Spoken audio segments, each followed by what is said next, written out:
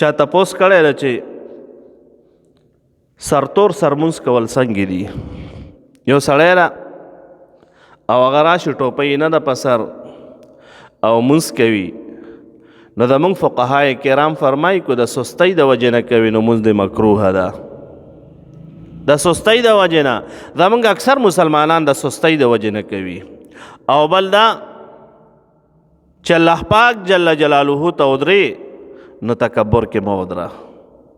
ته خو چې نن یو اسپایي سره میلاویږي، یو جج له ننوځې نو ځان سیټ رسیټ کې هسې نه چې جج راته وینا وکړي. او دومره رب کائنات جل شانه ته ودرې او داسې سر دې نیولی وي موږی او داسې نیغ ولاړ وي. زموږ فقهای کرام فرمایي کله چې مانځه ته ودرې دا زموږ اکثر کتابونه لیکي دا سر دې له غوندې ټیټ نیسه د عاجزۍ د وجې نه. چې مونځ کوي دا سر به دې داسې عاجزۍ د وجې نه ټیټ نیولی وي.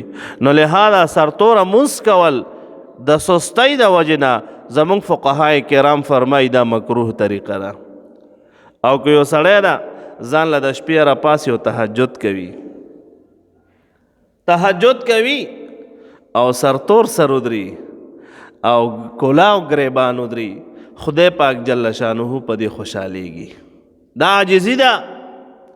او خدای پاک جل شانه ته د ملنګۍ په شکل کې ودري چې خدای پاک د ستا بې وسه بنده یم او عاجزي درته کومه، نو دا ښه طریقه ده. او که سستۍ د وجې نه لکه د عام مسلمانان چې عامو جماعتونو کې کوي نو زموږ فقهای کرام فرمایي دغې طریقې سره مونځ کول مکروه دي.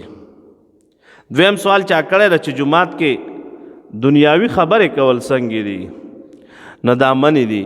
یو ځل جناب سیدنا عمر فاروق رضی الله تعالی عنه مبارک جماعت ته تشریف راوړو مسجد نبوي شریف ته صلی الله علیه وسلم. چې ویې کتل نو یو دوه کسان ناست چې خبرې کولې د دنیا. جناب سیدنا عمر فاروق رضی الله تعالی عنه مبارک ورته فرمایي وی تاسو څوک یئ؟ وی صاحب مونږ خو د پلاني ته ځای نه میلمانه راغلي یو. جناب سیدنا عمر فاروق رضی الله تعالی عنه مبارک وفرمایل وی که میلمانه نه وی نو د دواړو نه مې سرونه په دې تورې باندې وال. جماعت کې فضول خبرې کول، د دنیا خبرې کول، دا ګورې تو شریعت مبارک منې کړي. علامه شامی رحمه الله په دې کې قول کړی دا چې جماعت کې فضول خبرې او دنیاوي خبرې دا بندې دي. یو سړی د یو استاد نه د مسلې تپوس کوي یا خپلو کې مذاکره کوي یا خپلو کې طالبان ناستې تکرار کوي د کتاب، نه ښه طریقه ده. خو فضول خبرې کول د پټیو کټي خبرې کول په جماعت کې دا بندي. اللهم